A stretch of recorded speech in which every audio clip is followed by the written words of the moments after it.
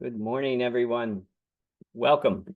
My name is Nathan Heston, and I'm a trainer here with Briggs & Stratton Energy Solutions. And this morning, we are going to be covering whole home backup featuring the Sol-Ark 15k and SimpliPHI batteries. We'll also talk a little bit about generators, wiring, and some other topics related to battery backup systems. I do have Q&A enabled, and so if you have questions throughout this training, feel free to put them in the Q&A section. So you should have a link somewhere on your menu. This meeting is being recorded. I'll point out that I will be sending out the slide deck as well as a link to the recording after this training is complete. This is a NABCEP certified course, so if you need those continuing education credits for your NABCEP certification, please go ahead and stay through to the end. I'll check the attendance logs and then issue those credits to you after you email me with your name, as it should appear on your NABCEP certificate. So again, thank you for joining me this morning. Welcome. By the way, NABCEP is having their annual continuing education conference in Reno next week. If you are attending this show, please swing by our booth 413. We have some special prizes to give out to those of you. So just mention that you heard that on this webinar. We've got a solar and battery backup Lego kit that we're giving away. And we also have a partnership with Open Solar, and we're giving away Starbucks gift cards there as well. So just mention that you heard about us being at the show here during this webinar, and we'll have a gift reserved for you. So let's talk for a minute about the most common way we've backed up homes. The way we've backed up homes traditionally has been with generators. And generators went through a kind of history in which they have increased in size. Currently, the largest generator, air-cooled generator on the market for residential is the Briggs & Stratton 26k. And so that's able to provide 26 kilowatts of power to the home. The way these home backup systems work is you have a generator that's looking for an auto mains failure, so it's sensing the grid. And when the grid goes down, that triggers the generator to start up. And once that generator has started up and is running, producing electricity, that pulls the transfer switch over from the connection between the grid and the home's loads to a connection between the generator and the home's loads. So this is the typical way that the majority of homes are backed up in the US. But as many of you know, home backup with batteries has been becoming more and more popular. And so we're going to talk a little bit about the difference between the two. And we're also going to talk about power, energy, and ways we can maybe even use both generators and batteries to back up homes. So there are some advantages to back up. Typically, these generators, Briggs & Stratton has been making generators for a long time. We make gas or propane generators, so gaseous fuel generators. We don't make diesel power generators, although I know those are common in other parts of the world. But what comes with generators is noise, some fumes, right? You do have to be careful as to where that exhaust is going. You don't want that going in a window. There's maintenance associated with engines, as we all know. And then, of course, there's fuel consumption. And so when you're backing up your home with a generator, you have to pay for that fuel. Sorry about that.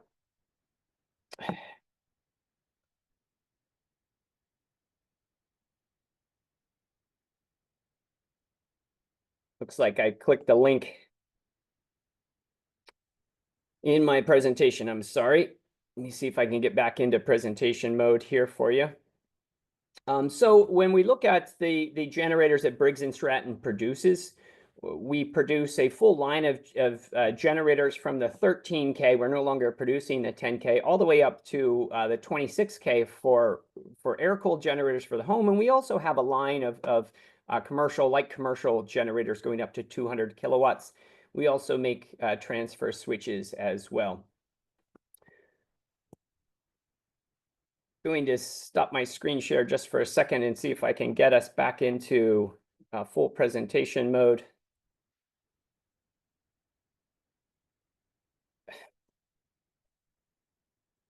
All right, hopefully you're not seeing my browser bar on the top, but if you are, my apologies. So there are pros and cons to generators. Um, Generators, the pro is typically you have a fuel supply that's either unlimited or you have a large fuel tank that can deliver a lot of backup time. When you're connected to a natural gas line, you have the ability to pull natural gas from your utility provider. And so there are lower upfront costs for the generators as well, right? You're not having to pay for that storage system if you're connected to a utility. If you do pay for a propane tank, they are generally a little bit less expensive than putting something like batteries in. They are also not dependent on solar insolation. So if you do have trouble with solar power, because the sun is behind the clouds or you have inclement weather, you're not affected by that. And of course, they can run during the daytime or nighttime, depending on sound limitations and preferences. The cons are fuel is expensive, and typically producing fuel, even from a generator that's running efficiently, is on the order of 90 cents per kilowatt hour, $1 per kilowatt hour, and so it's more expensive than buying electricity from your utility. And those costs, if during long outages, can really add up. The installation location, also, you might have to run gas lines, etc., and you do have some fumes, and they're a bit noisy. The pros, of course, are for energy storage are that energy storage is eco-friendly, right? It's after you've produced that battery, those batteries can be recycled now. There are companies even purchasing batteries for recycling. It's an eco-friendly device that can get thousands of cycles and last for many years. That didn't used to be the case with batteries, as many of you know that have lead-acid battery systems. They just don't last as long. They can also take in green energy from wind and sun. You can save money. So unlike a generator, when you've got a generator for backing up your home, you're not necessarily saving money. With battery backup, you can charge those batteries up from a cheap source during the day, and then discharge to cover your loads at night. Or alternatively, you could buy electricity when it's cheap at night, charge your batteries up, and then if you have a differential rate like I do, my electricity is twice as expensive during the day as it is at nighttime, then you can cover your loads during the day. So there are ways to save money with battery systems. It's also a very fast transfer time with battery systems. I mentioned earlier about generators. When they sense the grid going down, it does take them a while to start up, get the alternator producing electricity, and so there is a downtime for the house, typically on the order of a minute or two. With a battery-based system, the transfer is in milliseconds, so often customers won't even see the lights flicker or notice that there is an outage unless they're paying attention to alerts. So very fast transfer time. Of course, they're quite quiet. When inverters are kind of pulling in large amounts of solar, you can hear some noise from the fans running, right? There is always some production of heat when you're generating electricity. They are pricier up front, so it's a little bit more of a cost investment, but there are also tax-based savings to promote this, and utilities are also offering programs to promote batteries to reduce load during heavy peak times as well. There's limited overall energy, right, in batteries, right? So you have an energy storage system has a limited amount of energy that it can supply. And then with battery-based systems, you don't have as much overall runtime. And so one of the things that you could do, and we like to suggest that instead of a generator or a battery, consider both, right? Consider using more of a hybrid system, kind of like a hybrid car, right? So most of the time when generators are running, they're not running at the most efficient point, which is close to full load, right? And so you're spending electricity, or you're spending fuel just to keep that generator running. Well, one of the things you can do with a battery-based system is use that battery, and then if you run out of battery storage and you still don't have access to utility or to solar power, that inverter can then start up the battery-based system, or start up the generator and charge the battery-based system. And so the ability to combine those. So energy storage system, these are kind of the typical systems, typical design, right? So you've got an inverter. The inverter is responsible for managing different sources of power. So it can take in power from the grid. It can use that to charge the battery. And then if the grid goes down, that inverter can discharge the DC power from the battery, invert it into AC to supply the power to the home. Additionally, the inverter has the ability to bring in another fuel source, right? And that's solar power. So the Sol-Ark inverter that you can see on the screen there is able to bring in AC coupled or even DC coupled solar. I'm sorry, DC coupled or even AC coupled solar, right? So AC coupled solar would be an example where that you have either micro inverters on the solar panels, or you maybe have a string inverter that you've already got set up and you want to bring that in. Well, the Sol-Ark inverter can bring in either of those types of solar. It can also start and stop a generator based on battery percentage. And so you can integrate a generator as long as it has two-wire start. All of our Briggs & Stratton generators work quite well with the Sol-Ark, and that's one of the reasons we're recommending Sol-Ark and we're featuring it in this webinar.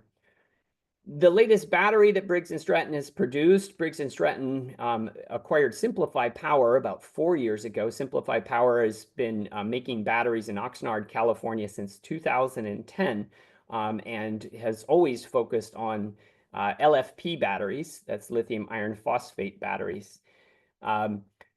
Those are the safest and longest lasting batteries. The latest battery that's been made is this SimpliPHI Stackable 6.6. It's shown here as a wall mount connected to a Sol-Ark inverter.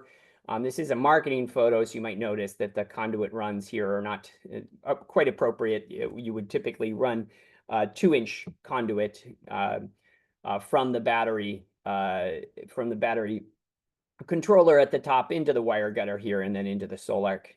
But one of the things that I really like about this partnership with Sol-Ark is you've got two American companies, both of us, known for good customer service, for support, for being there, for training, for being there to assist if you have some trouble. And so we really enjoy working with Sol-Ark. They're based in Allen, Texas. Briggs & Stratton is based in Wauwatosa, Wisconsin. And it quite enjoyed pairing our systems together. So let's look at a couple of options of energy storage systems.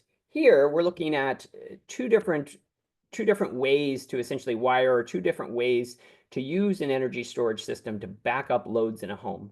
On the left side of this screen, I'm showing a partial home backup system.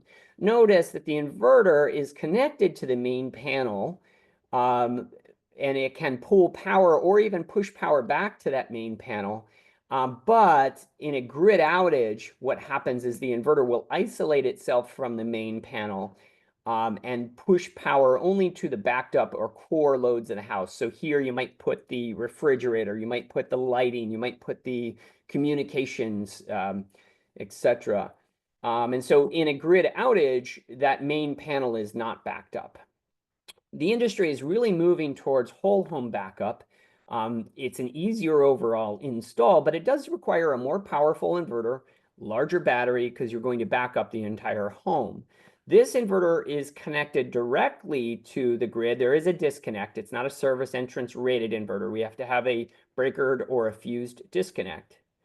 All of the power from the utility then can pass through the inverter. The inverter is essentially acting as a transfer switch, and then back up the main loads panel, all of the loads to the house in a grid outage. Now I'll talk a little bit later about maybe using the generator port as a sheddable load controlled port. But in general, the whole home is backed up in a grid outage. So notice the difference in connection here. You are not having the main panel in front of the inverter. The inverter is the first thing connected to the grid. Well, that's possible with the Sol-Ark 15k because it has 200 amp pass-through. What that means is it can pull continuously 200 amps of power through the inverter's relays and then into the main panel of the home. If the grid goes down or if the grid quality diminishes, the inverter can cut that connection to the grid and supply that power from either solar or the batteries to keep the home going in a grid outage. You can also, of course, integrate a generator in and pull power. So here's an example of a typical wiring diagram. So what I'm showing here on the screen for whole home backup is I've got my utility connection. I'm going through a disconnect here, a 200 amp disconnect. That power can go through the inverter and then into the loads of the house. In a grid outage, this connection would sever inside the inverter. Even though this switch will stay active, this connection will get severed inside the inverter. So it's called anti-islanding. We don't want to put power back onto the grid when the workers might be up there, electricians might be up there trying to fix damaged lines. So the connection gets severed here in the inverter. The batteries can discharge to power the loads of the house. And additionally, if it's daytime and you've got solar, I'm showing DC solar here, so there's a rooftop solar array. I am showing rapid shutdowns. Those are required. I think they've been required since 2017 on rooftop solar. And then there's a disconnect here. This one is actually not really needed. There is a disconnect switch built into the Sol-Ark for your PV. That's the switch on the side. I'm showing a rapid shutdown button here. This should be mounted on the outside of the home. This is in the event that maybe there's a fire in the home. This button will actually, it's just a normally open button, but this button, when you depress it, I guess technically it's a switch. When you press that switch, it will turn off all the output of the inverter, and it will also shut down these rapid shutdown modules to shut off the power at the panel level. Additionally, you'll stop using battery power to invert. So all of the output power of the Sol-Ark will shut down once that button is depressed. Here's another example in which we're showing some DC optimizers that are here. We're also showing the integration of a generator. We've got a larger battery bank here. This is one of the Briggs & Stratton Boss cabinets shown with about 46 kilowatt hours of storage. And then we are showing this is an example of an off-grid system, so you don't have that utility connection here. And so most off-grid systems will have a combination of solar batteries as well as a generator, although some tend to not include the generator. In this case, we would bring the generator in through the utility port on the Sol-Ark inverter. That does a couple of things for us. One, it allows us to feed in a larger overall generator. So the utility port's rated for 200 amps. The generator port on a Sol-Ark is rated for 19 kilowatts or 80 amps of continuous power. And of course, we can still use the 2-wire start even if the generator is connected to the utility port. So this inverter still controls the start and stop of the generator based on battery percentage. Here I'm showing a grid-tied system with 400 amps of service from the utility. In order to be able to pass through this much current, we would have to parallel 2 Sol-Ark 15Ks. Someone did one of these recently near me. We've got 2 Boss cabinets here giving us 90 kilowatt hours of overall battery storage. We've got DC solar with optimizers here.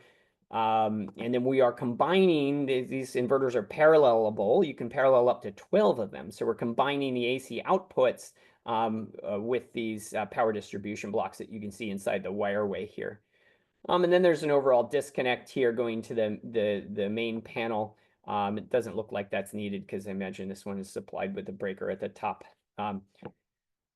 The wiring diagram in the Sol-Ark manual looks like this, essentially showing you the similar systems here. I'm showing generator through the typical configuration, generator coming in through a gen port. Alternatively, we could bring generator in through the utility port on a grid-tied system, even with utility coming in there, and we could do that through a transfer switch. We can still utilize 2-wire start, right? We still can bring in solar, and this frees up the gen port to be used as a smart load output. And I like this because this gives us the ability when the grid goes down to turn off loads, maybe a hot tub or electric water heater, to turn off loads that would typically run off of batteries. And that can give you extended overall backup time. If you have AC coupled solar on a Sol-Ark, that would be coming in through the gen port. So if you're doing a retrofit, maybe there was already solar on the roof, but you have no backup because that solar is just feeding back to the grid when there's excess. A lot of those customers want batteries, and one of the things you can do is you can bring in those micro inverters in through the gen port. You can still have a generator in this case. Many customers think, well, if you've got AC coupled solar, you can't have a generator. You absolutely can. You can bring a generator in through the utility port with a transfer switch. The concern, of course, is that the microinverters will always send excess power back to the utility. And if they see a generator there, those microinverters could send power back to the generator and potentially backfeed that alternator and damage it. So one of the things we can do, it's not often that your batteries are going to drain down and start up your generator when the sun is out and strong, but there are cases where you have very weak solar and those batteries will be draining because the home's loads are larger than the solar supply, and that could start up the generator. So what we can do is put a load shed module. This is a line voltage lockout module on the AC coupled solar, and that will turn off the solar in the event that the generator is running. There's another way to do that is with one of these programmable relays. We're showing the PSP products relay here. It's also a lockout module, and this one's programmable. The link is here. And so once you get that slide deck, if that's a product you're interested in, you can go ahead and click the link.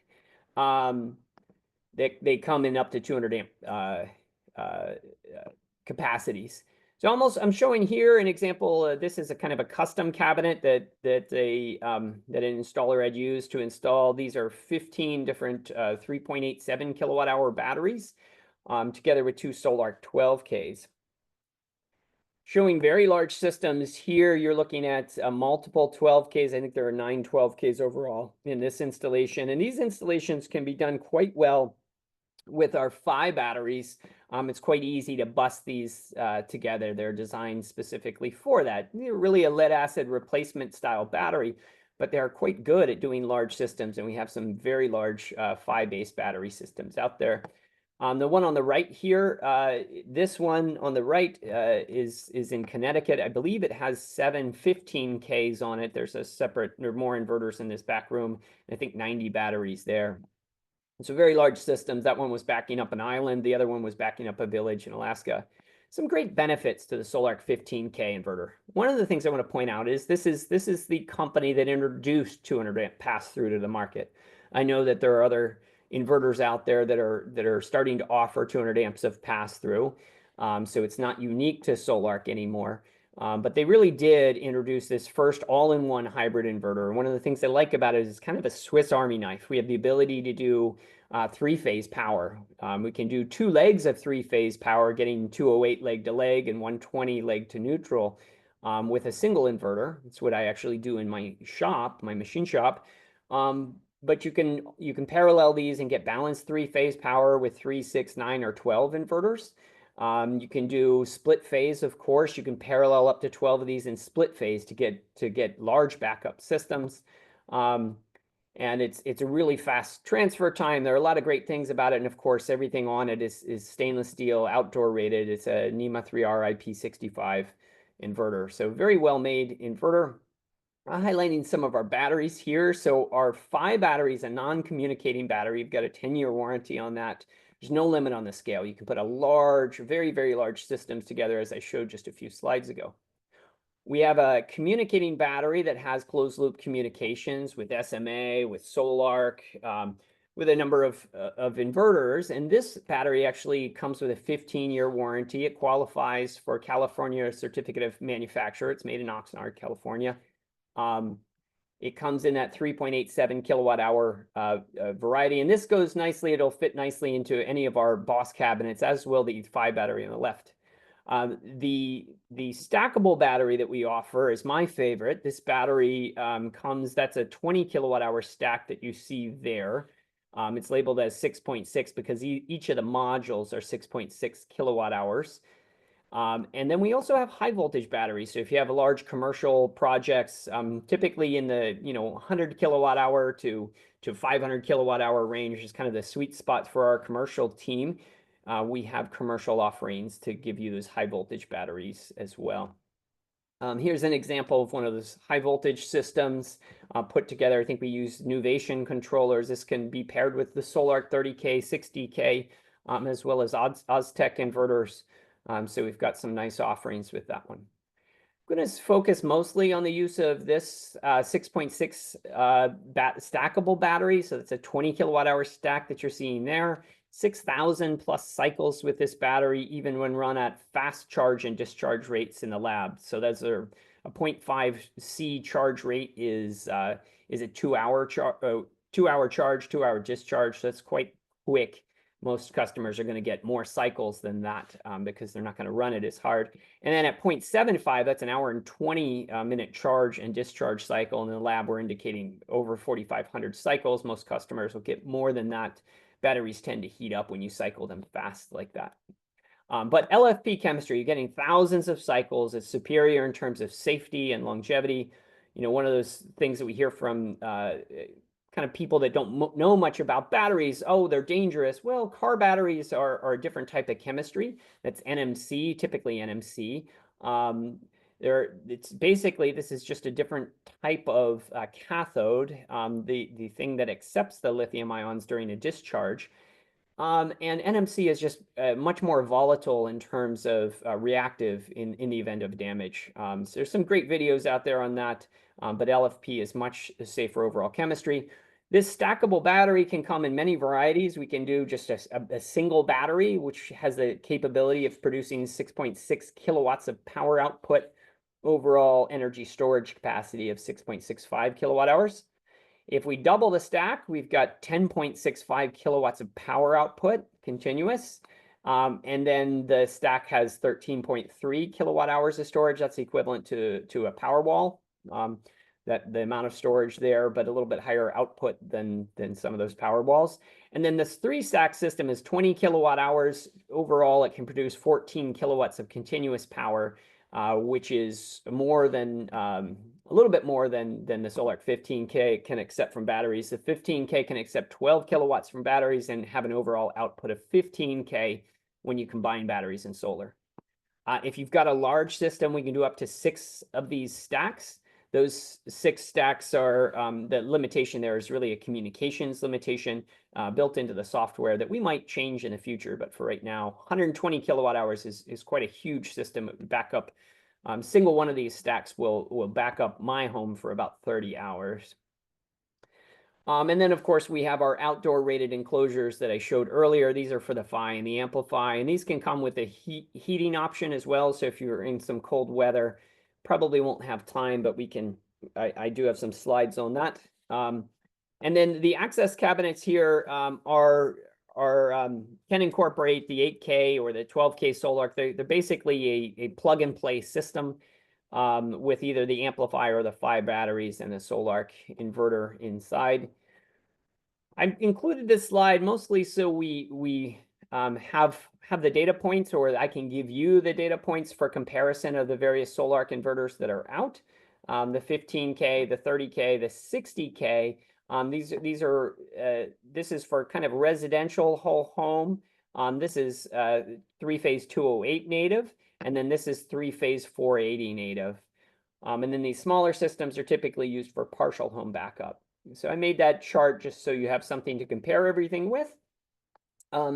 It is important to keep in mind that when you're putting an inverter in, your battery should be designed to provide the appropriate amount of power for the inverter, right? So everybody understands that batteries have a limited overall capacity to store energy, but they also have a limited capacity to deliver that energy, right?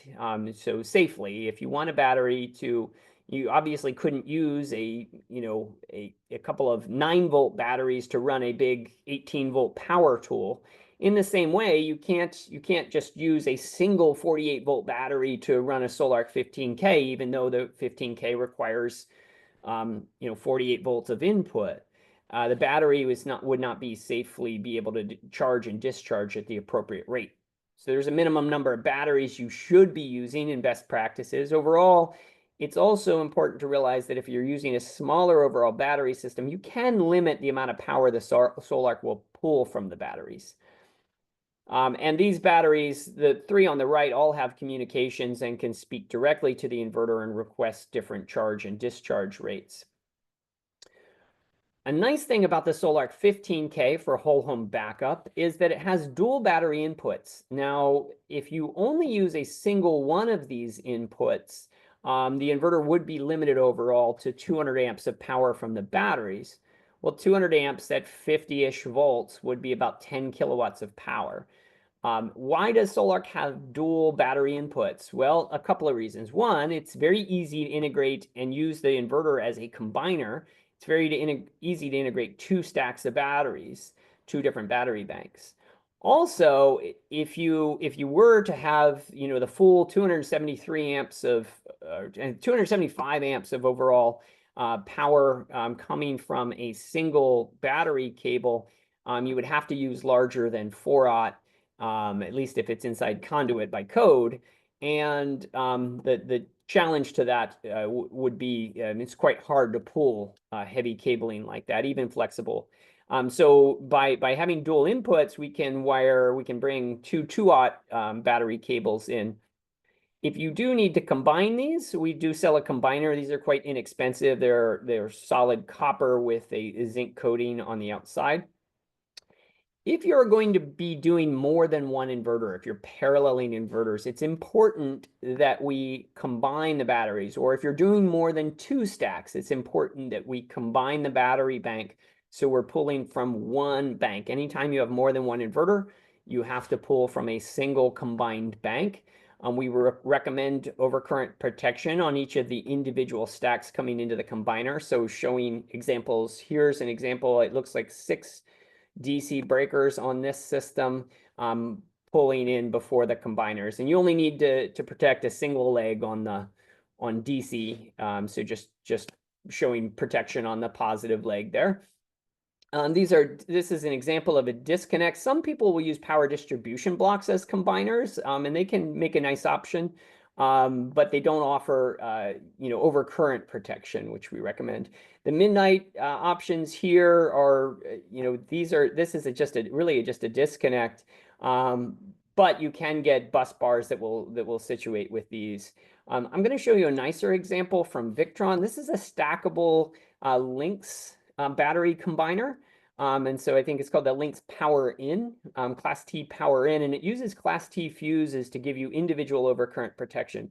So this could be, battery stack number 1.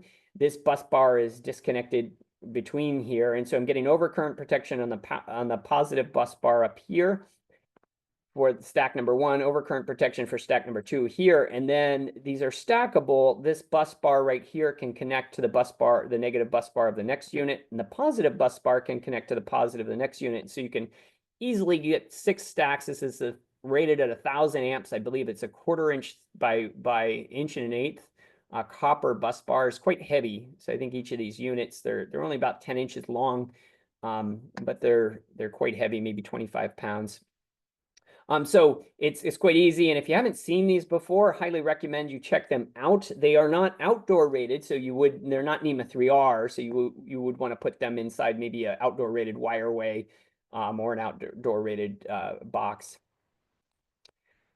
Here is what the connections on the Sol-Ark 15K look like. We just talked about the battery inputs here, the individual battery breakers here. The paralleling comms are here, so if you're putting more than one inverter in a system, you would use these to daisy chain your inverters together. Your Sol-Ark or your solar inputs here, this is for DC solar. If you have AC coupled solar, you'd bring that in here through the gen or the smart load port, as Sol-Ark calls it. Battery communications here. Overall disconnect, this disconnects your loads. There is no disconnect on the grid input here. So as I mentioned earlier, you'll need to include a disconnect between your meter can and the inverter. And then all the power from utility we pass through here and out to the loads. You've got your disconnect here for loads. And then you've got your neutral bar in the bottom and the grounding bar right above it. I wish they would switch that order a little bit.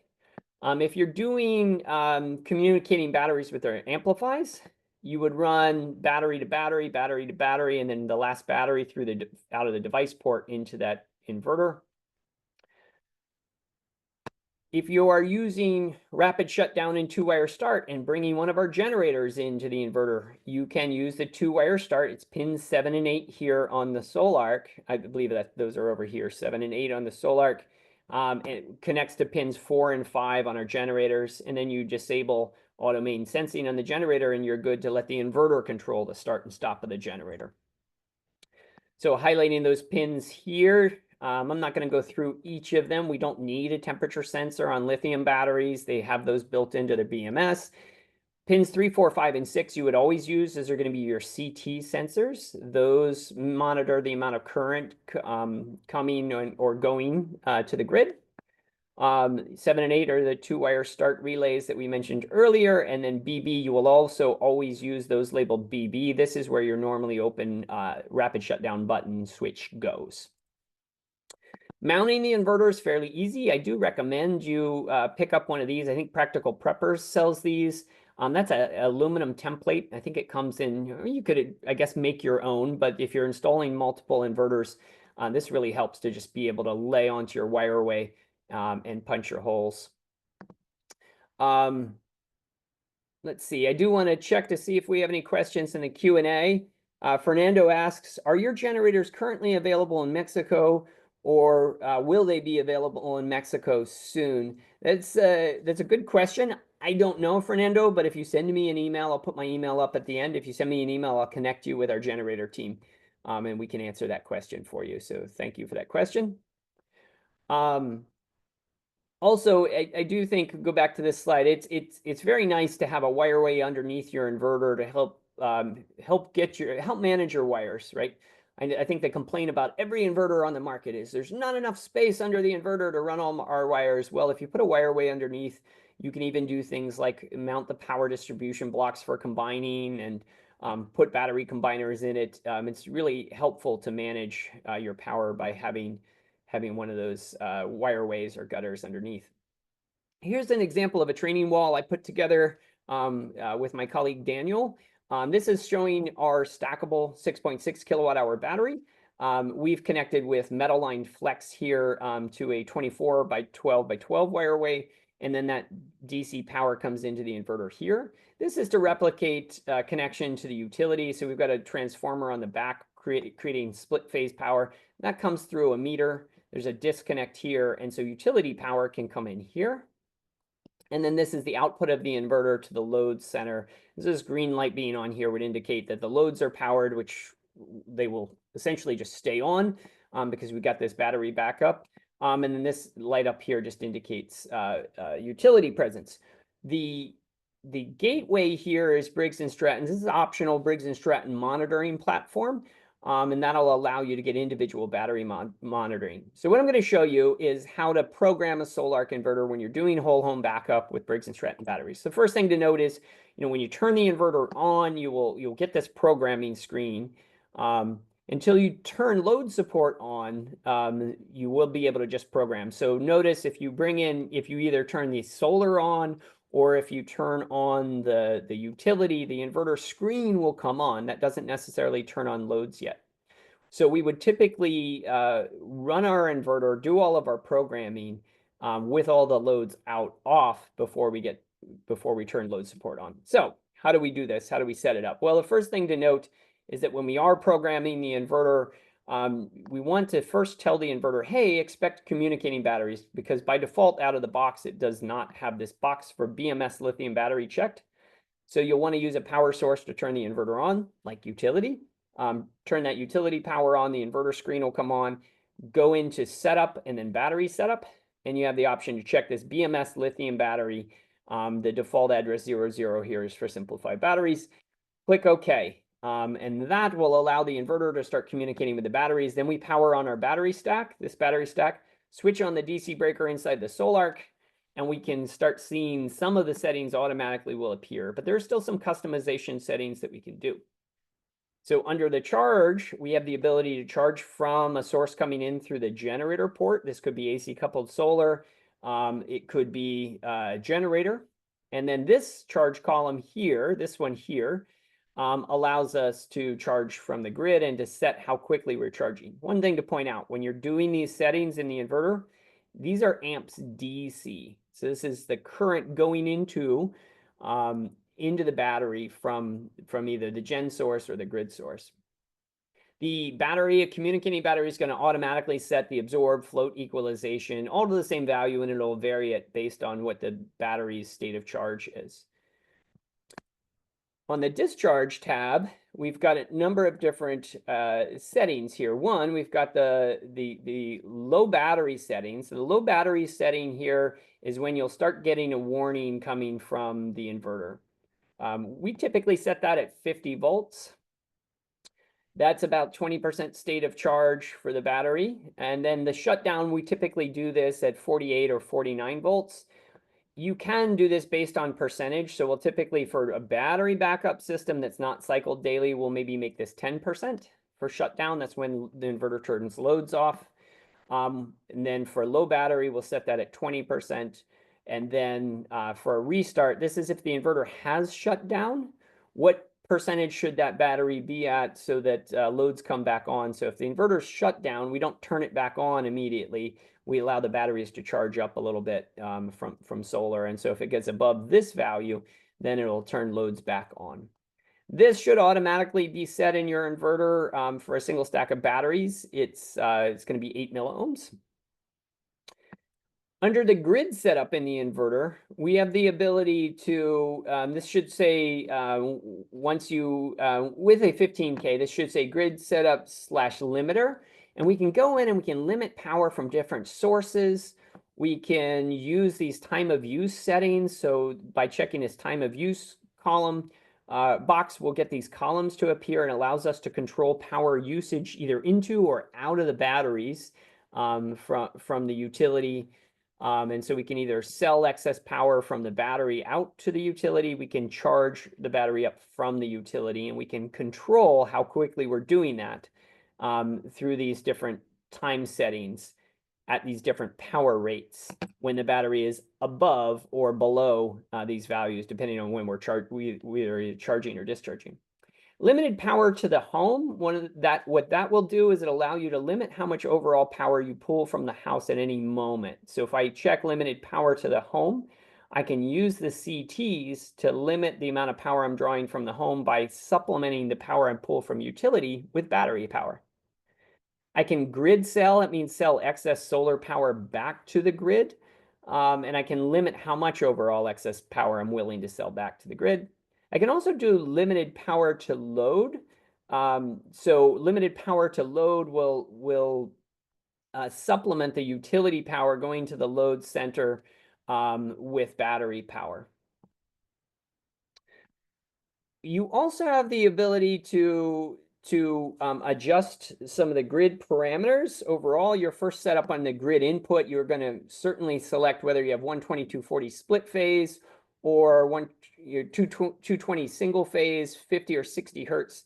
Then you have the ability to choose 3-phase as well. You can do 2 legs of that 3-phase power. And then if you parallel the inverters, you have the ability to do either split phase or 3-phase power with parallel inverters. So you do want to make sure when you parallel inverters, you're going to set one of them as the master, the other as a slave. Here's some examples of systems. I'd like to show some examples of installs. So this is an example of an AC coupled system. So there was already existing SolarEdge inverters on the home, but those are not capable of supporting batteries.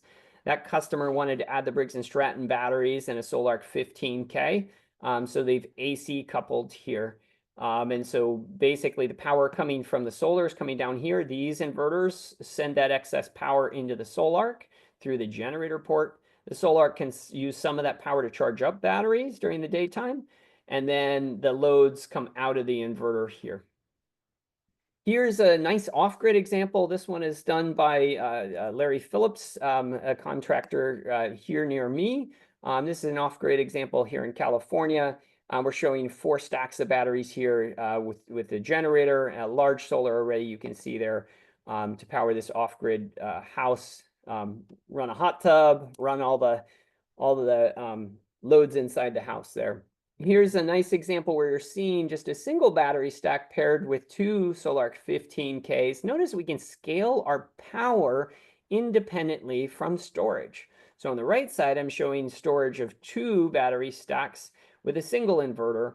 So I've got a lot more storage here, less power than the example on the left. Note that if you are going to be installing indoors, you should be installing on a fire-rated. They do make fire-rated plywood. You can also install on hardy-back cement board. The most common thing is to install it over 5/8 inch sheetrock, which meets code. And that is the most common thing. Certainly, if you're in a home and that home has an interior-facing wall, you will already, by code, have 5/8 inch sheetrock there. This is fire-rated plywood, and what you are seeing here is two stacks that are shown. Notice the parking ballards here, because potentially this is in the front of the garage, and there's the potential for vehicle impact if a driver were to make a mistake coming into the garage, and so they've got parking ballards here, here, and here protecting the batteries from impact. Here's a nice example of a system. I think this one's in North Carolina. I'm shown with a couple of installers here. I'm helping stack these batteries. I think that full battery installation took about 30 minutes for us there. And then, of course, running the conduit and wiring up the inverter did take a full day. But a nice example, I mean, we can stack these batteries easily with 2 men. I think it's 130 pounds per module. I've stacked them myself. But look how it compares to the Tesla Powerwall at 300 pounds, where you need a lift in order to install that, or the Franklin A-Power X, which is 408 pounds. And even the Enphase, just the 5 kilowatt-hour batteries are 174 pounds. So very well done, I think by our engineers in designing this battery. The brackets that hold this to the wall have gone through Category 9 earthquake testing. I forget the zone there, but if you're interested in the earthquake ratings for this, we've gone through rigorous testing on that as well. So solid racking system that's not seen once the battery is complete. It's hidden, but there is a solid design there in the back. Notice the input on this one. We're looking at a portable generator input here. We're looking at a nice whole home system there. Flexibility in where you installing indoors. Quite common to put these in the garages, but you could also do it on the outside of the house as well. This is a wall mount system, floor mount system. Another floor mount system on the right there. And by adding batteries under NEM 3.0 in California, in order to make solar make sense, in order to make some money back off your system, you essentially have to install batteries out here. Depending on where you are in the country, if you have net metering, right, some of those rates can be more favorable. In California, they essentially did away with that a year and a half ago. And so the utilities, you're paying almost nothing for excess solar power that you generate and put back on the grid for them. So really, self-consumption makes a lot more sense, and it's unfortunately that's the way the nation seems to be trending with solar generated power. Showing some examples here. This is the Boss 6 cabinet connected with the Sol-Ark 15K there as well. Here's a 12K access cabinet, and here's a nice example with the PHI batteries, are a more simple system, but it's very easy to use these to replace lead acids. I did promise that we'd talk a little bit about cold weather considerations. So if you are in a location where the batteries have to be installed outdoors in cold weather, we offer heated battery cabinets. We also have an advanced BMS inside these batteries that regulates the requested current of the battery bank based on temperature. So we can actually charge these batteries all the way down to -4 Fahrenheit. They charge very slowly at that really cold temperature, but they do charge a little bit. And then as those batteries charge, they begin to heat up a little bit, and we increase that charging rate until we get up to a full C/2 temperature rating as batteries heat up. Additionally, we can offer heating options which attach directly to the batteries, making a more efficient heating. So we're not heating the entire cabinet, we're just heating the batteries, the individual batteries, based on individual internal battery temperature. And we've got these 75-watt heaters here that run with a thermostat that's directly connected to the BMS of the battery. Here's an example of This is in Buffalo, New York. I think there's 6 or 7 15K. I guess 6 15K inverters probably producing three-phase 208 power there. And you're looking at a very large number of 4 kilowatt hour batteries. It looks like about 60 batteries there with a 2000 amp DC battery combiner. We have our energy track monitoring platform that can help you pay attention to the individual battery percentages, states of charge, give you alerts. That's one of the nice features is if there is anything wrong, you can get alerts through energy track. You do get a countdown timer telling you how much time you have remaining. We've had a really small example of just a single light bulb running there, so it's not very well. I guess it is realistic, but most homes are going to drain batteries faster. But it gives you information on each of your individual batteries if you choose to use the energy track software. Sol-Ark also has a very nice monitoring platform. One of the nice things about the Sol-Ark monitoring platform is, you can do fleet management. You can monitor each of the sites that you've installed. And you can also request our help. So I have helped installers before where you can grant me permission or our tech support team permission to review your settings and even change settings for you on your behalf remotely. And so the Sol-Ark monitoring platform is really pretty good, and you get a fairly detailed very detailed view of your battery systems on your whole home backup. Here's an example just showing graphing coming from that Sol-Ark platform. This is the My Sol-Ark app. You can see that you have DC PV coming in here, charging those batteries up during the day. So you see the batteries going negative like this. This means the batteries are pulling charge in instead of exporting charge. State of charge of that battery rises up during the daytime, and then at nighttime it discharges. And so this person's doing self-consumption, but they are saving an overall 25% of their battery just in case of emergency. The Sol-Ark monitoring app does give some information about our communicating batteries, and so this information does appear through the Sol-Ark app. Essentially, we're passing that on from our batteries. The batteries are charging up during the day and then discharging at night. Also, so we're coming right to the end here, and I'm going to try to get to Q&A. We have a promotion for your first time ESS. So if you've never installed a Sol-Ark SimpliPHI battery system, the first time that you do, we will give you $1,000 off. And if you sign up for our Elite Installer program, where we put you on our map and recommend you as an installer to customers that are asking, we'll get you an additional $100 off each battery that you purchase. So for your first system, you can get $1,300 back. So if you're interested in that program, please respond to my email afterwards, or simply click this QR code and click this link and sign up. So if you need your NABCEP certificate, please email energystoragetraining@basco.com. It's energystoragetraining@basco.com. And it looks like we have some time for questions. I can see that there are some questions there. So Sol-Ark inverters are Sol-Ark inverters currently available in Mexico? They definitely are. Is a 6.6 battery also available in Mexico? Absolutely it is. In fact, one of our employees is even based there in Tijuana. So if you send me a message, I can get you connected. He manages our 6.6 batteries that go to Mexico.